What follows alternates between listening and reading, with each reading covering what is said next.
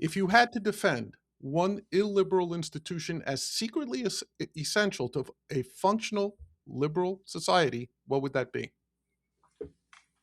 We have to be careful here, but the church. But I'd like to end this interview with something I call the final five. These are just 5 questions, rapid fire, answer them any way you want. There's no right or wrong question. It's just get us to know a little bit more about your personality. Okay, outside the classroom, the books and the debates, what kind of moment makes you feel most human? Being persuaded, being wrong, being trusted, or just making someone laugh? Being trusted. That's number one for you, is being trusted. Yes. Connection with other human beings. Excellent. Okay.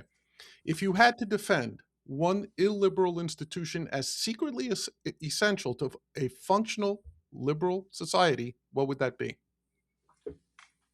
We have to be careful here, but the church. Now, just to be clear, are you going to say the Christian church or any religious institution? Some kind of hierarchical religious order orienting people towards ultimate spiritual things. Okay, very good. Why that instead of something that, say, a traditional liberal might say, like a good I think moral? it's. I think it's. I think people have a natural need to be oriented towards higher things, and that if you don't have religious institutions doing it, they're going to want the government to do it. Gotcha. You've spent years thinking about what a just society looks like. What's one everyday behavior people do that quietly undermines the ideal that you're trying to realize?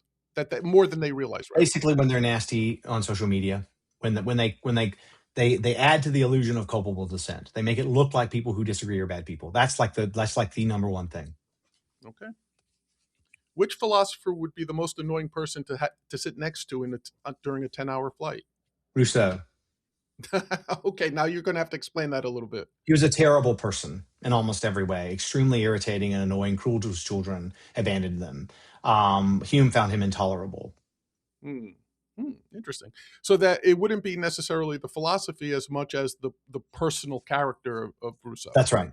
Okay. If you mean in terms of actual views, then it would be Marx. Okay. I'll take both answers, actually, because I find both. Nietzsche was probably quite difficult, and I would have disagreed with him about everything as well. The more syphilitic he got, I suppose. That would be, yeah. I could see that being a side effect. Yeah. Okay, and the final question here. What is the most objectively terrible movie that you will defend to the death as a masterpiece? Oh, probably one of the Star Trek movies. Oh, okay. So now you have to tell me. There's some that aren't bad, with like Star Trek 2. But I like Star Trek First Contact a lot.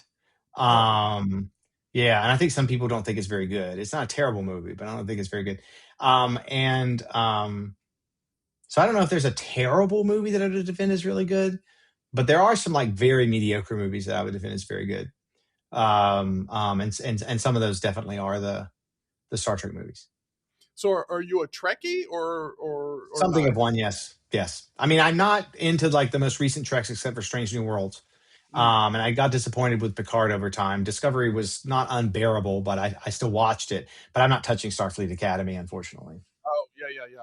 And I think you might have a project ahead of you to align political philosophy with whether you're a Trekkie, a post Trekkie, an original series fan, or even, dare I say it, a Star Wars devotee instead. Yeah, well, I'm a Voyager guy. You're a Voyager. Babylon 5 is my favorite show. There you go. I find a lot of libertarians are almost universally attracted to Babylon 5. It's a libertarian show. There you go.